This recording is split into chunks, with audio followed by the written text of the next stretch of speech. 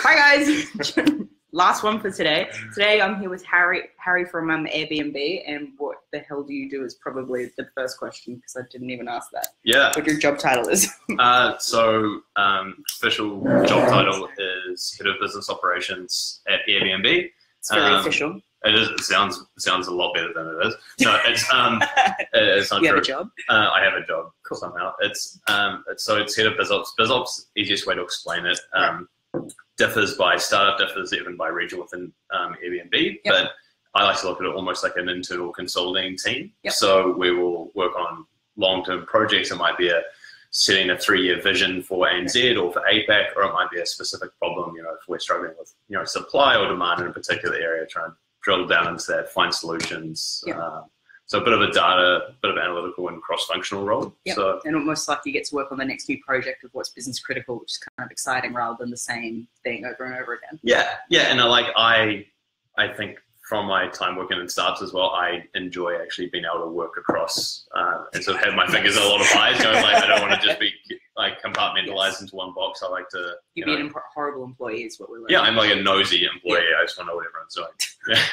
But you're a nice Kiwi at the same time, so. Yeah, I'm actually the only Kiwi in the office. Really? So yeah. what's the office makeup here in Sydney? It is, what is it? It's 25 to 30 of us. Wow, yep. Pretty diverse group apart from I am the token Kiwi. I'll give you that. But I'm not sure, but I've heard there's other Kiwis in San Francisco.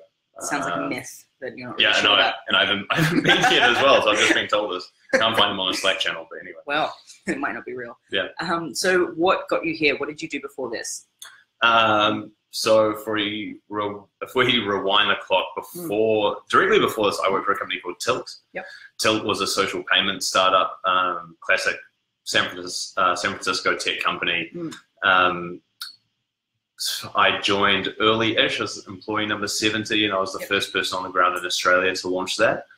So came in as basically, it's called a growth manager, and then sort of moved into a more country manager role and hired a few people here. So that was amazing. We worked on that here for 2 years. Yep. We used you for every startup dinner. Yeah, until it drastically dropped. I know. The product shut down now. The product, the tech. It was mid the last startup dinner. Yeah. Crazy. Heartbreaking. Yeah. I miss the product though because I actually like to use it a lot, and my friends are like I don't know if we can swear, they're fucking use it. So they use this, and so I use it all the time. But I guess getting back to that, I had an awesome couple of years working there. Worked under some incredibly intelligent people.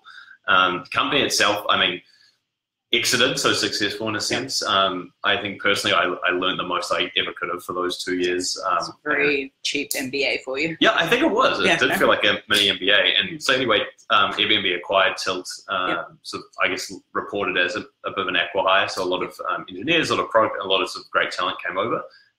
Not including myself in that pool. I was one of the few non-technical outsiders that came across. But it's so that was awesome. And before that, sort of dabbled in a few different things. Did management consulting for 1 to 2 years, and prior to that, was in law. So worked as a lawyer. Kind of mentioned you wearing a suit.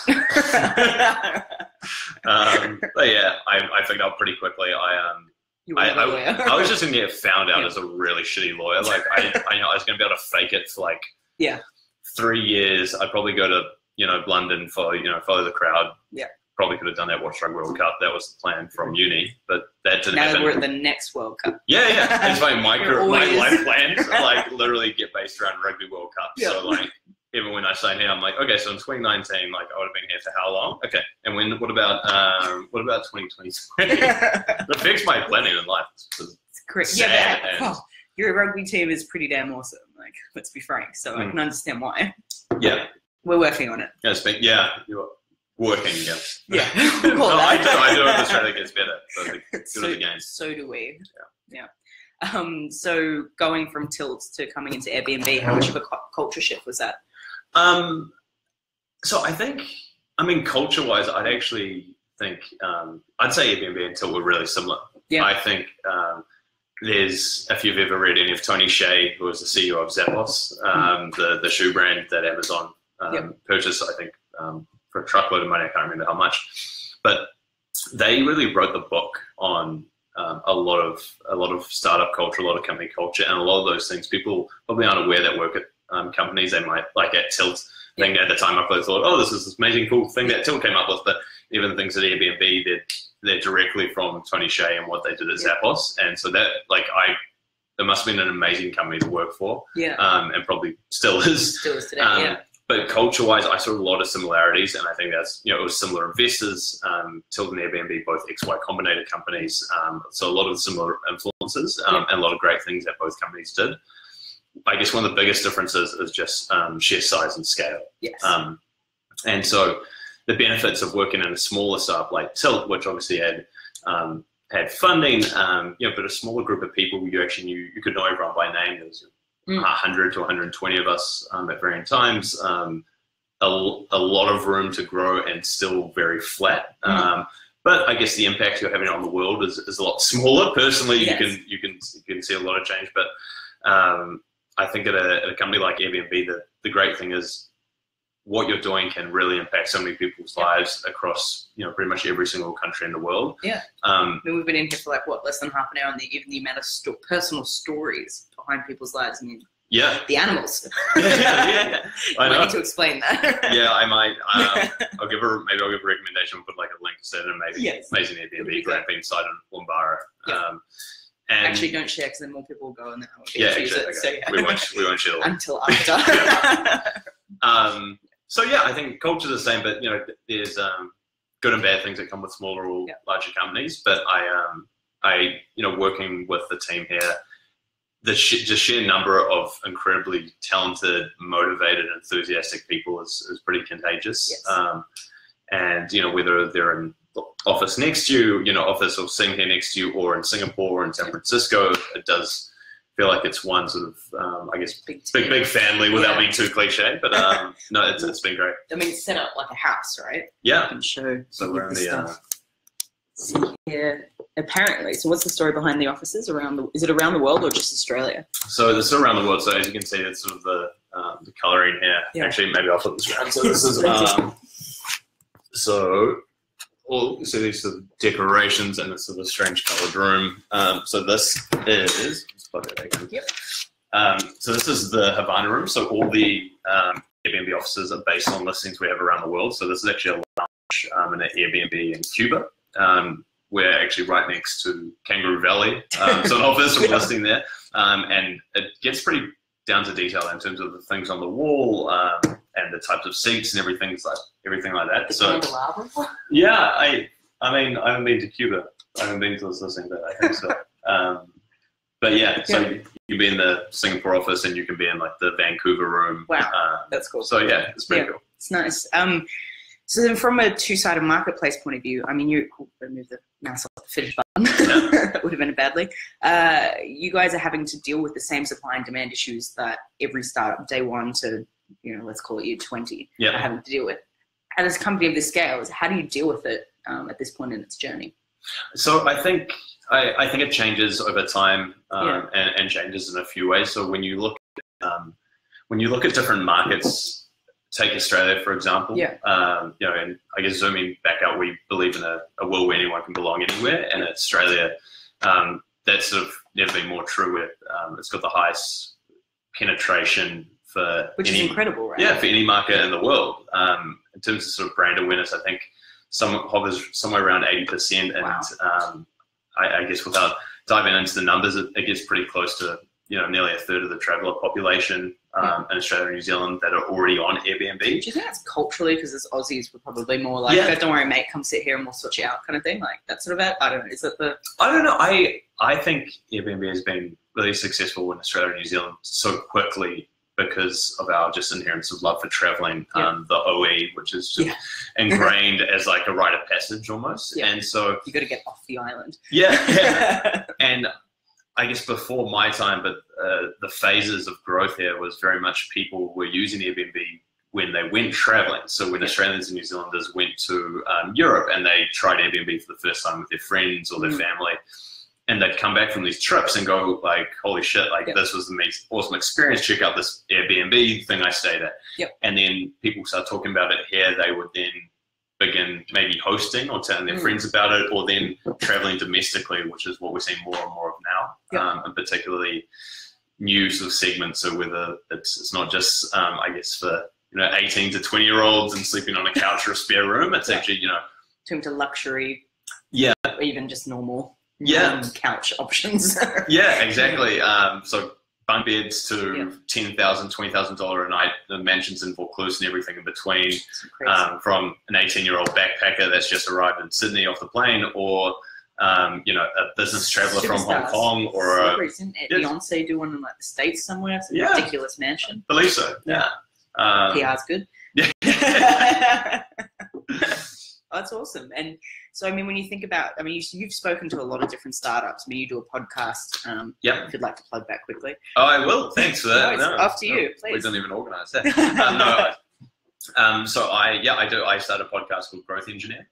So basically a podcast to interview local, when I say local, it's Sydney, Melbourne, and even a few New Zealand-based entrepreneurs, and really sort of digging into their sort of background, their personal story, and the tools they use to sort of build scalable, sustainable growth in their business. So I try to mix it up. I interviewed a few sort of really early stage founders, maybe with small teams of 3, 4, 5. Teams with sort of pretty well known. So Airtasker, they just raised 33 million. Then sort of went and talked to the investor side. So interviewed Nikki from Blackbird, which is I think one of my favorite conversations. He's great. An incredible guy. Obviously invested in some amazing companies. Paul Banners from Spaceship also I think was my really interesting. The funny thing is with Paul, he was my kickoff, so he was my first episode. Lift off. Yeah. Unintended. God, I love that. I missed that as well. Golden opportunity. Anyway. You're off the marketing team. Yeah. And so I actually was thinking when I first started this podcast, how am I going to convince people to chat to me? Like, I had the fact that I worked at a startup, I had Tilt as something I could leverage, but so I saw him at these drinks, and they had something on that day. I think he'd had a few drinks, so that everyone had.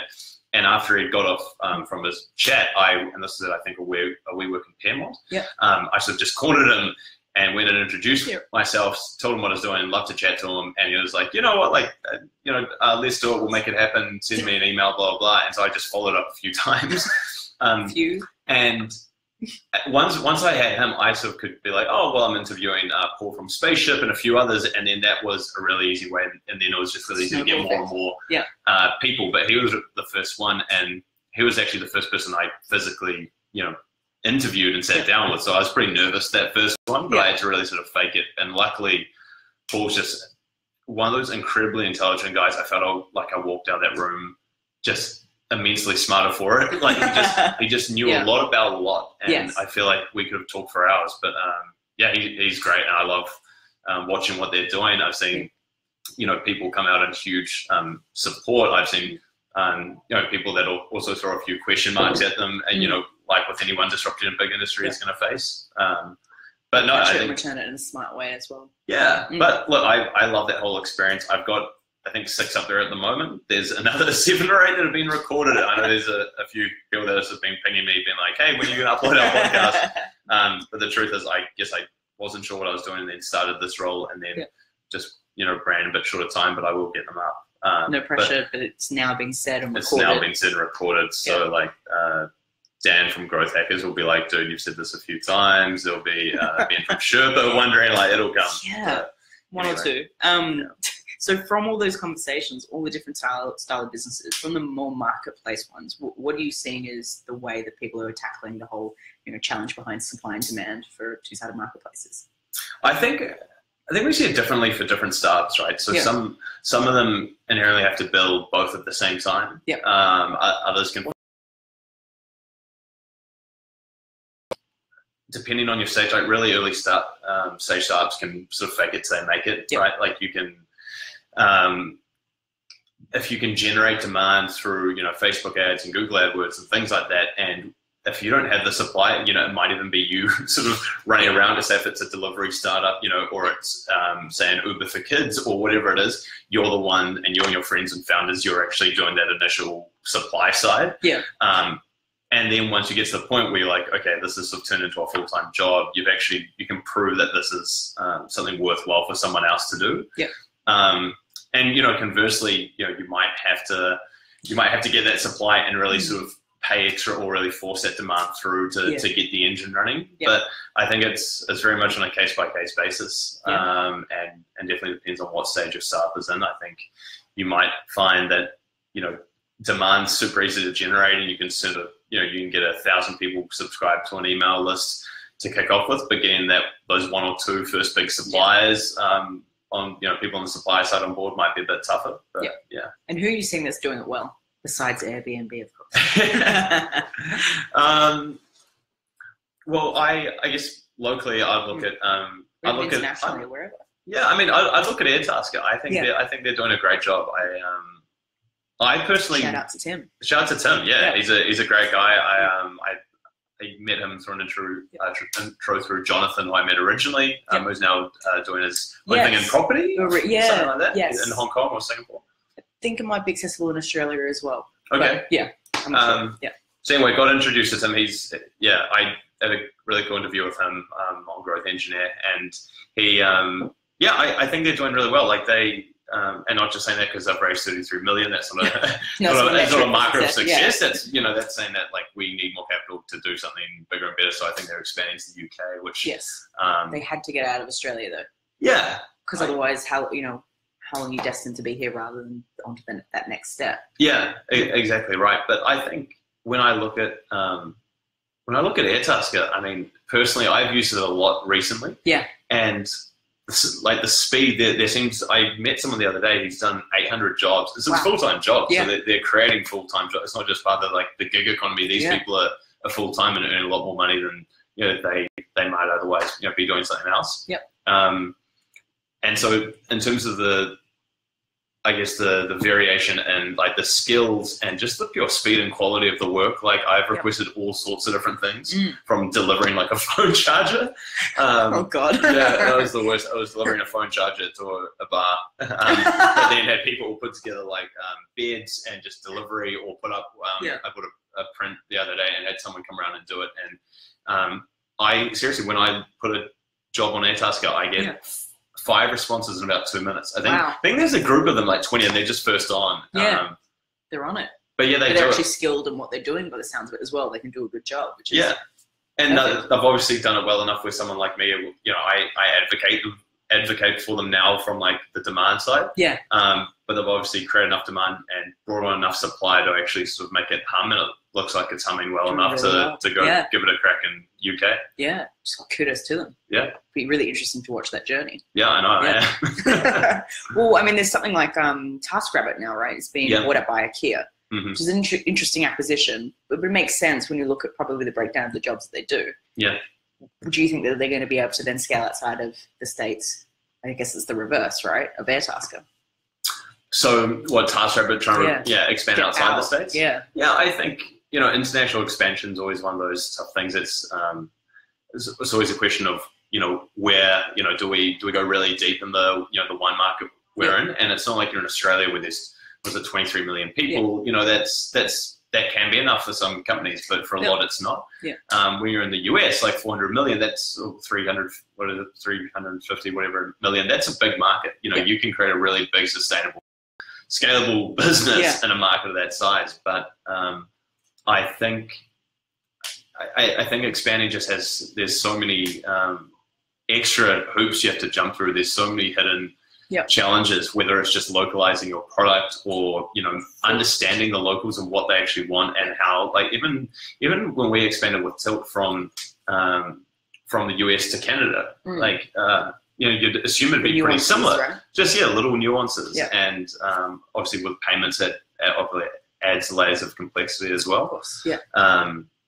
But I think in terms of just finding talent and trying to build a team around it and and you've also got to worry about keeping cultures consistent across offices. Yes. So a lot of challenges are not for the faint-hearted, but I think maybe not picking the city or the place that you want to go to because of the glamour behind it. I mean, from Australia, right? A lot of people go to the US because it's we're going to go to San Fran. How exciting! And that's the bit that I don't like. So I see that a lot with Australasian startups. Yeah. Like, hey, we're in Australia, UK, US, and about to go into South Korea. Yeah. And you go like, shit, why don't you just do one really well? You know, and I think it's like fundraising. It's another, or a number of employees or number of countries you're in. It's like these fake metrics. So yeah, sure, they can be good. They can be signals. Yeah. But often they're fake metrics of success where people want to be in 10 countries, and I'd prefer to be in one country really well, absolutely killing it. So I think if you're in the US, you're probably, you know, that's a pretty super hyper competitive market. And if you've been able to make a dent there, then if you've got the right team and right group around you, then, you know, it's not gonna be easy, but definitely a lot of the rest of the world to cover. Yeah. Oh, definitely. And so from your point of view, as a growth person, tools of the trade, shall we call it? Yep. Well, I think you're about to do one right now. That's a Kiwi tools of Kiwi trade. trick. Yeah. Jump with your skill sets too. Sorry. Under the camera, it never happened. Yeah. What sort of tools are you using? What are you finding that's working, not working? So Thanks tools for no worries, go for it. Tools for growth marketing. Growth marketing. So I mean, I guess the role that I'm in now, I'm not, I guess, as close to that stuff as I probably used to be, say, with something like Till or something like growth engineer. Yeah. So, I mean, growth for us was a real sort of multi-pronged approach at Tilt, where there's someone that had a really good saying, which is, I think it was Jim Collins, who said, "Fire bullets and cannonballs."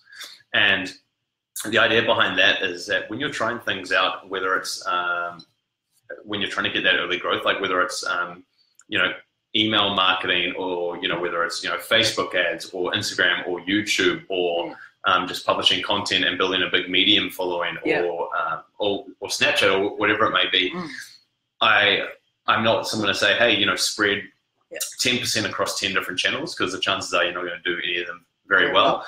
But if you've got one that's creating a bit of momentum, then absolutely allocate, you know, like 2, 3, 4%, and to plant those seeds, or, you know, use the analogy, shoot those bullets, and then when you see a bit of traction or on one of those, that's when you can really sort of double down and go, is there something here? Yeah. So for us at Tilt, we found our ambassador program, funnily enough, was actually really successful for us. This was sort of, we do the same with like-minded bitches, right? Yeah. Having ambassadors all over the world, they're your advocates. You don't need to be doing any of the work. Yeah, and it works really well. And, you know, it still costs money, because you've still got to acquire them, you know, and talk to them. It takes up time and everything else. But that worked really well for us. These were sort of essentially uni ambassadors, advocates, the products that were sort of, you know, loosely incentivized to use it as much as they could and spread it amongst their friend group. Facebook ads for us was also really powerful. I found one of the tools really beneficial was, and this was for us looking for partnerships, but can apply to any sort of B2C, but probably more for B2B, is getting someone on Freelancer or Odesk or whatever you use to basically create a big Excel sheet. Like, I'm a big fan of lists, like whether it's a to-do list or putting together a list of 100 people that you want to have coffee with or pitch to, or whatever it is. So I found, like, on Freelance, you can pay someone a pretty small amount of money in comparison. You know, your time, you know, $3, $5, $10 an hour, and say, you know, here's the Excel list. Give them really, really clear instructions, and have chickens. I think Holly from Pixie actually has awesome resources on how to hire freelancers, and I followed her word for word, and did not let me down. Would you mind copying the links in this after? Yeah, sure. I think it's actually a YouTube series as well. Oh, nice. And so I found that really handy. We got these people from these freelancers, and they would put together these amazing Excel lists with, say, like the business, the name, the email address, the phone number, the website, and then using a tool, Yesware, basically a way to create like a custom email, but insert, say, their name, their company, their website. So it looks pretty close to a genuine custom message, but an easy way to bulk send to, say, 500 people. And obviously just A/B testing different subject lines. Wow. One of the ones I found that works really well, it's a bit of a cheeky one, but a subject line so RE : strategic partnership, we'll say, or opportunity, whatever the subject line is. But having the obviously looks like it's a bit of a tricky way. It looks like you're already having a conversation. So not going to guarantee a response, maybe get 1 or 2 negative responses, but probably up your open rate. So it might be worth testing with a group of people. But just in terms of scale and being able to get a whole lot of contact details, whether it's for an email list or whether it's for literally networking and coffees or whatever it is, like I find to be super useful. Yeah, definitely. It's great. And from a startup's point of view, when you're day one, you're trying to figure out where to start. Yeah. What do you suggest? Clean slate. Clean slate. Wow. Yeah. So I think about a few things. So I think about firstly why are you doing it? What do you want to get out of it? I think a lot of people just jump into startups. They might have watched like the social network or whatever it is, and I think some people might just want to be their own boss, which is fine. That's absolutely cool. That's but you can be a contractor. You can be you can be a freelancer online and work anywhere in the world. Or people might want, say, just they want to be rich, right? But if you're beginning a startup to be rich, I'm to say it's probably not the right path. Like, people say, 4 out of 5. I've heard 8 or 9 out of 10 startups fail. Most people have things at the bat before they hit that home run. Yeah.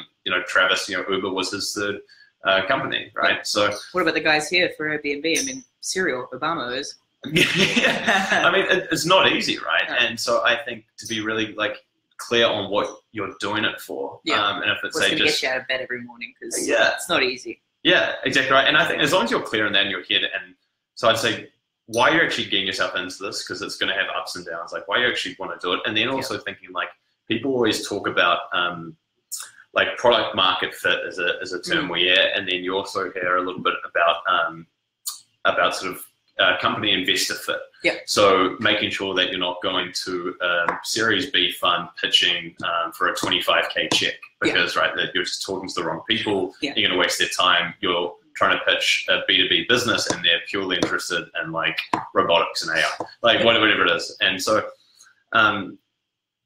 not product market fit or an investor sort of company fit. I like to think about founder company fit or mission fit. So why are you well placed? Why do you actually want to solve this thing? And for example, you might think, hey, I can think of all these great applications to write off the back of success for something like Snapchat. But if you really don't give a fuck about advertising or Snapchat or anything like that, it's going to get hard. It's going to get difficult and you're in shitty days, and then you'll give up. But if you're doing something that you genuinely are passionate about and almost something that you would do regardless of whether it failed, not it's just saying that you have to see in the world and it means so much to you. Yeah.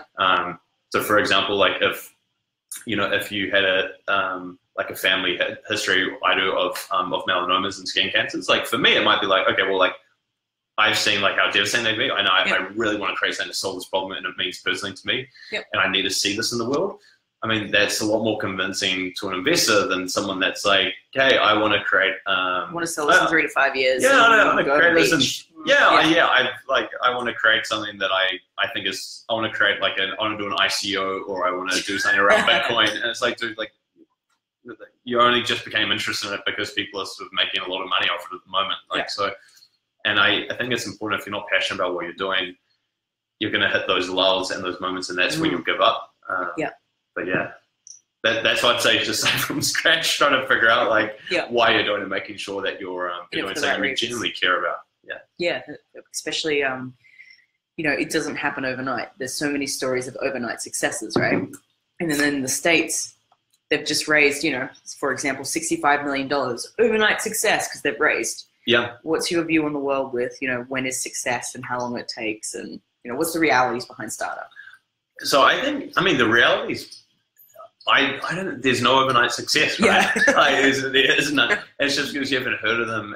But people just forget about the early days. They forget about the struggle. Even Instagram, one of the fastest growing apps, went absolutely ballistic. They had it was 100,000 subscribed pre-launch sort of thing. There was a wait list. There used to be a wait list to join Instagram. Wow.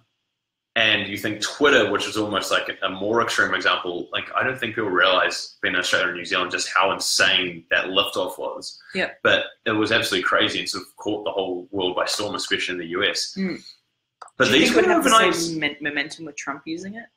Just to throw a curveball? I don't know. Well, I think he's actually probably brought a lot of users back on the platform. I certainly check Twitter more now. Yeah. but even those two, so Twitter and Instagram, they weren't overnight successes. Instagram, I think, was bourbon before Instagram. Really?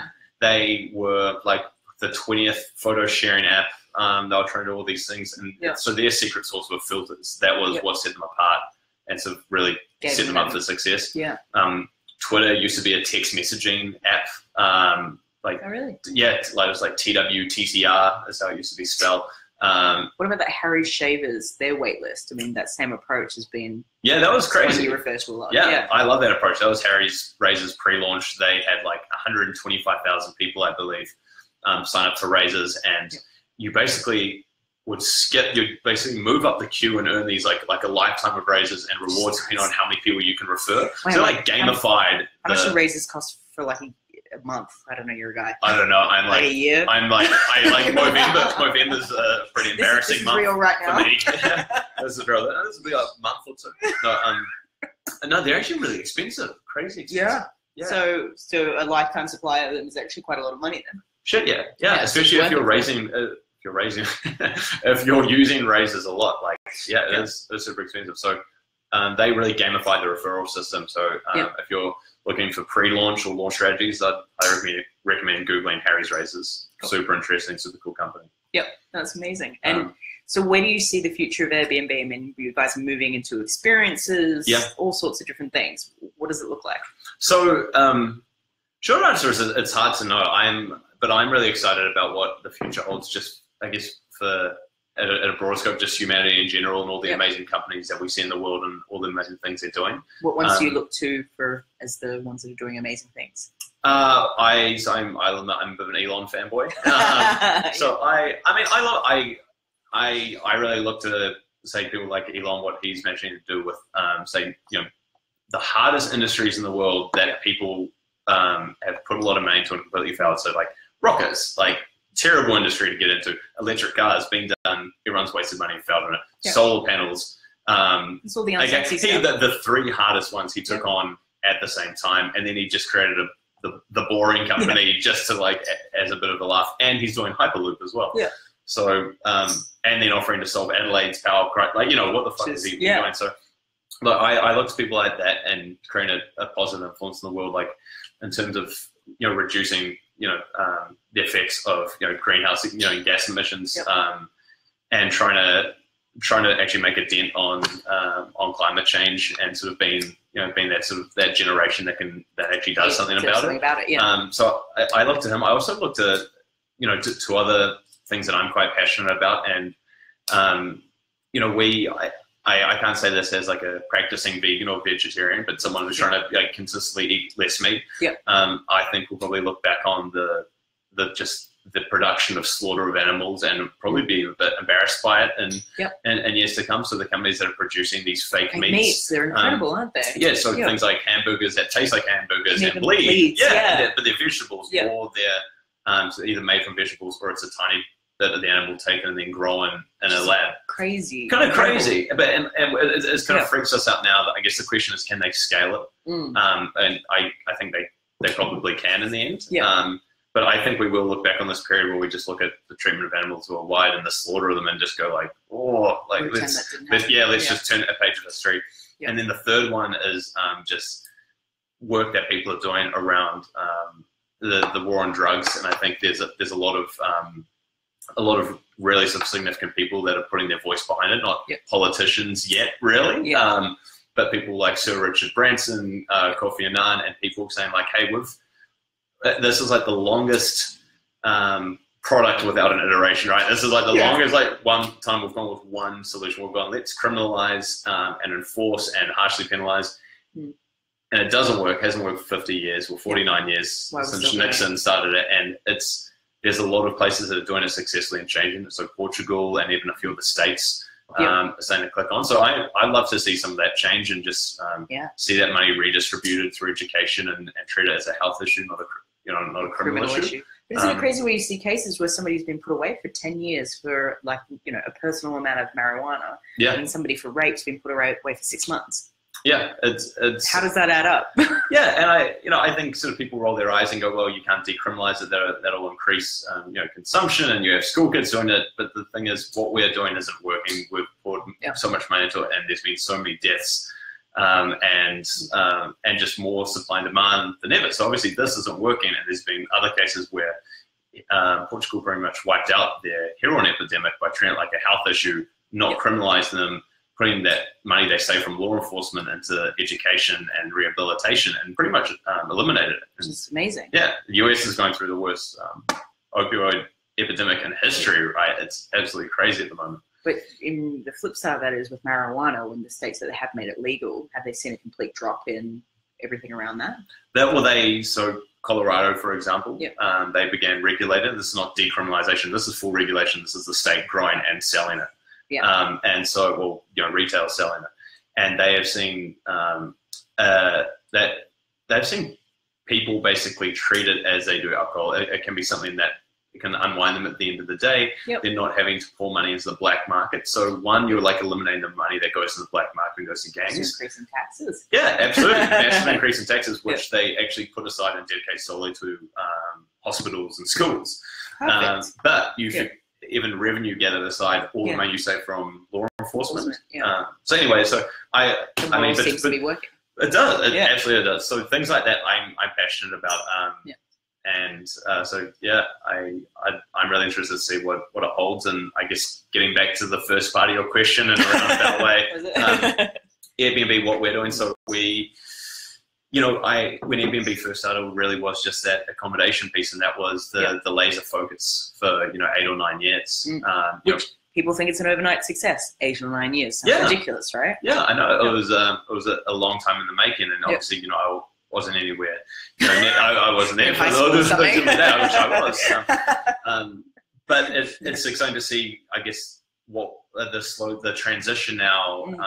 And when we look at the entire trip, so not just where you stay, but how you go about planning where you're going to go. How you're going to get there, what you're going to do once you are there, how you're going to get home, how you're going to share it with your friends. And I think we've got the accommodation piece. We've got part of the accommodation piece.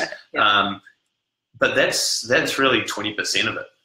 And so I'm really excited to see what we do to own the end-to-end trip. And so the first step outside the home for us has been experiences. And so Sydney and Queenstown were the first of soft launches here. Queenstown would be amazing. I know. I haven't been back to Queenstown since to try one, but I've tried a few in Sydney, and they're pretty amazing. And for those people that don't know, it's basically it's a host, but it's not someone hosting you in the home. It's someone hosting with a local sort of hobby or experience that you want to do. So, for example, in Sydney, last night I went to the MCA Museum of Contemporary Art, and we had a guy, Liam Benson, who's a really well-known artist in Sydney, and he took us through the museum on sort of like a one-to-one tour. We did a class with him. We had drinks with him. Really? There's ones in New York. You can go in a sidecar, and this guy drives you around and gives you. He's lived in New York like 70 years and gives you the history. You can. There's ones in Sydney. You can do surfing with a local, and then go and sort of go out for a bar at his local place. And so for someone traveling, I like to sort of compare it to ending up on, or the equivalent of, like a red bus, right? You get there, you stay in a cool Airbnb, and then you're a tourist again. You've got the big map or the selfie stick, and as you probably would have seen the ads. But having the ability to actually connect with locals and go a layer deeper and truly experience what a city is like, I think experiences for Airbnb is really, really exciting. And so I'm really bullish on it, and anytime I can, I try to get involved with it. But you're that nosy person again. I 100%. Yeah. So how does Airbnb scale something like that to curate these experiences and do this globally? Yeah, so that's going to be a challenge. Yeah, it's a tough question. It's a really good question. It's something like homes was a little bit different. Homes, you could really, you could basically open up the platform to whether it's sort of cities or entire countries. People could list their home and you could book them. Right. Experience is a little bit different. Experiences aren't sort of curated as such, but there is a bit more hand-holding throughout the process. It ultimately is still a platform where we're sort of connecting an experienced host and a guest. But we have a real focus on quality with experiences. So we don't want, say, 15 people who decide that, they want to just do the Bondi to Coogee walk, and, there's nothing special or unique or different about it. We want to make sure that, you know, this experience is someone that's had all this experience there. If you could think of the one person you want to take you on this walk, or take you surfing, or, you know, cook a meal with you, or whatever it is, or go. We wouldn't end up cooking with me. It'd be a bad experience, but yeah. I know what you mean. And so there is a bit of, I guess, help there, just making sure we've got the right host, the right quality, and people are going to love the experience they do. And I think that's really paying off. Like the number of 5-star plus reviews is, I think, 90+%. So it's incredible. It's great, and I'm makes people fall in love with the city, right? Because that's what you want to do. You want to go experience things. That's more meaningful, I think, to our generation than the tangible of, you know, how big the houses you stay in. Yeah, absolutely. And I think one of the cool things about it, and someone just wrote an article, and names will skip to me, but they wrote an article about how it's allowing people to turn their hobby into a business. So true. So for example, the guy who surfs. And or there's someone that snorkels around Sydney Harbour, or, you know, knows the fish markets like the back of his hand. And this is allowing sort of, whether you're like a sidepreneur sort of trying to balance, you know, building your own thing, allowing you sort of generate money from your hobby and earn a side income. So this is really, really cool that we saw that with hosts, with people being able to let out a spare room, or when their kids move out, and just generate money to, you know, pay a mortgage or pay for that holiday. We're now seeing experienced hosts being able to sort of, you know, balance their lifestyle by, you know, earning money from their hobby, or maybe even support, you know, a budding business or whatever it is. So really cool to see. It's almost just developing a whole new wave of entrepreneurs, which is cool. Which is interesting as well, because you're seeing a lot of like businesses based off the business of Airbnb, like, you know, the likes of Home Time, etc. How do you guys deal with things like that? You know, obviously you want to support them because it's driving users for you guys, but you want to obviously make sure there's ones all over the world, the quality, what do you do? Because it's not the supply chain I would have thought, or the way that you guys are heading. And so with what services? Managing people's houses for getting clients or people to stay in them, or whatever. Yeah, sure. You know, it's kind of commercializing it. Yeah, I mean, is it conflicting, or? No, it's not. It's complementary. So there's a whole different bunch that I probably can't just like. No, I know. We'll say throw a sheet over.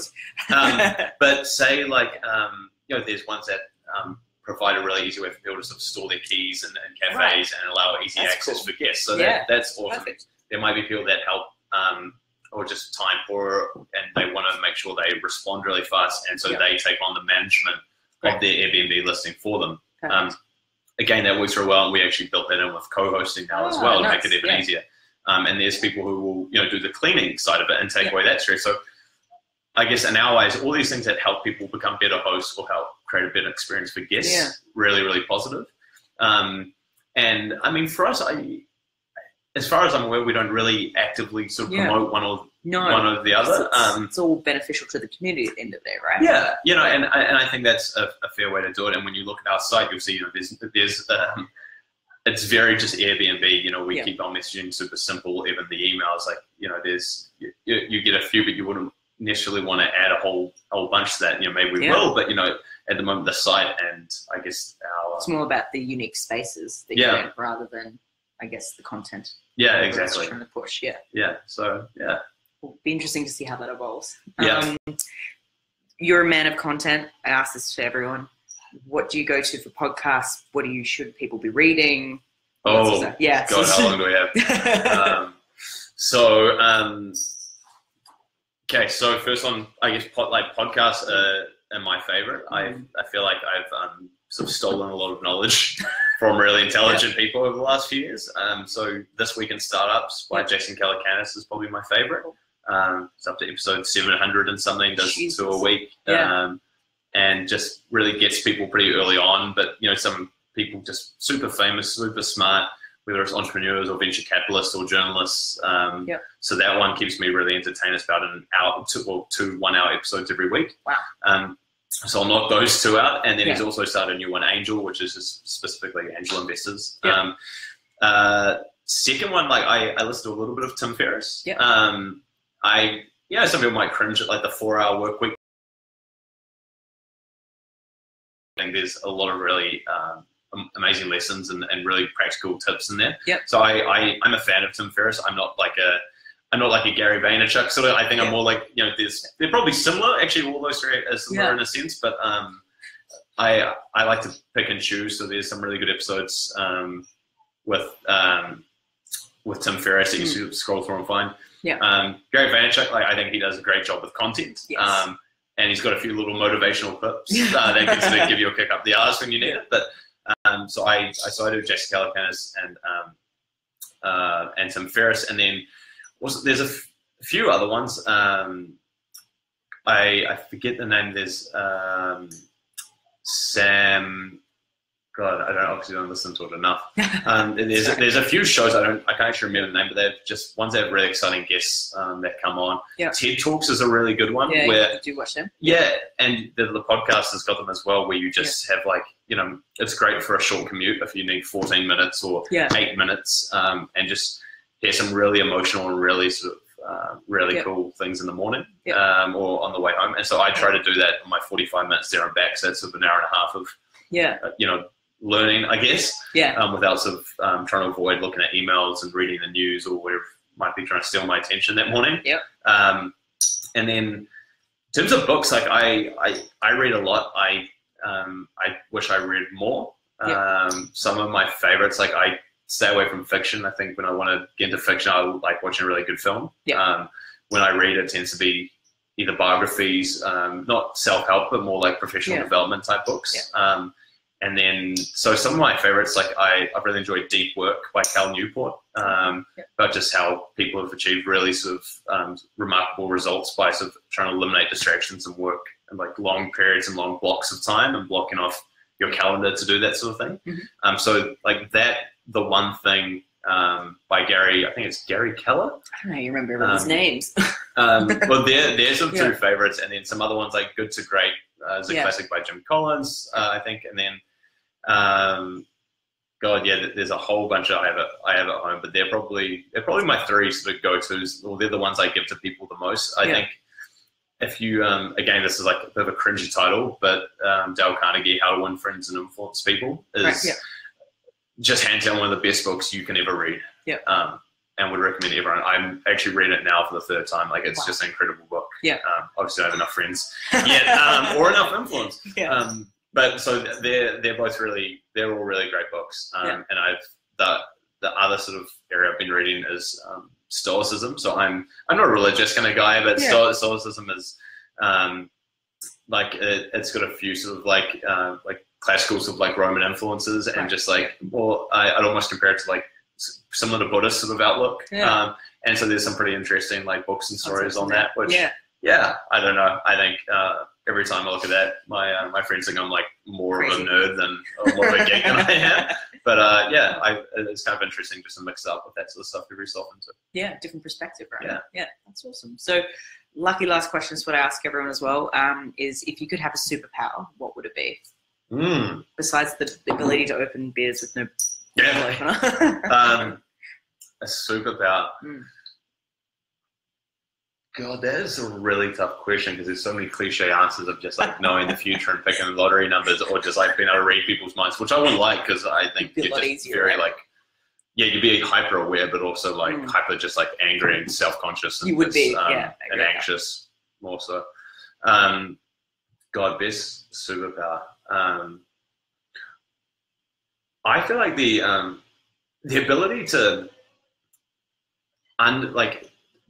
understand how other people think and feel is a really powerful tool. It might seem like a super lame superpower, but like I feel like a lot of the times when you might get into an argument or you might not get the outcome that you wanted, a lot of the time it's you're both well and you both have the same sort of good intention, but you're not necessarily understanding their sort of motivation or how they think, or where they get their energy from, where they are on the spectrum, how they sort of relate.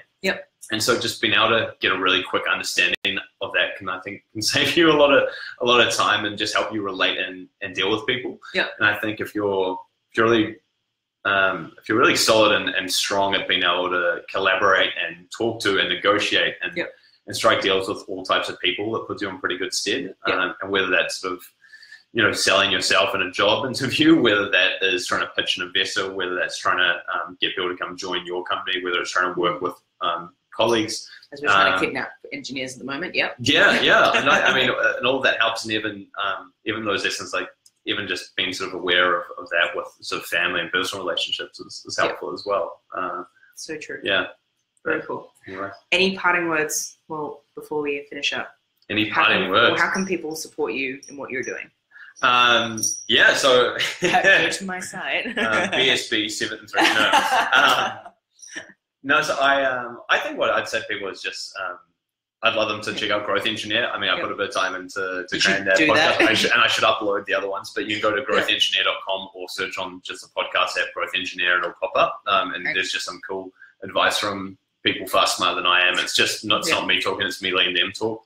Which is the position we did an interview, which was better because we had a smarter person talking, which is you. Now we're doing it. We're reversing back. This is like V2. Wow. So I'd say check out Growth Engineer, and then also I'd definitely check out Airbnb experiences. I think I'm super excited about it. There's an awesome team here in Sydney. They've created a bunch of them. I know they're really keen to support our budding and future experienced hosts. So whether it's people looking for a side income or trying to monetize their hobby, I'd check it out. It's pretty sort of inspirational, some of the stuff online, and get in touch if you think you've got something that you'd want to make into an experience. But yeah, the only other thing would be if you're thinking of doing your own thing, then just absolutely get out there and give it a crack. And you can hit me up on LinkedIn. I'm pretty sort of open book kind of guy. I will take a coffee with almost anyone. Pretty much anyone.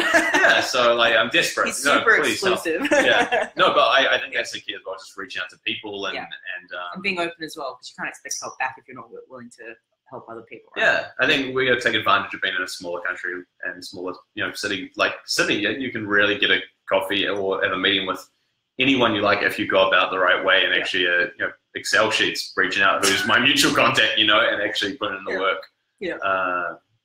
Amazing. Well, thank you so much for letting me harass you on a Thursday night. No problem. Awesome. Well, thank you very much.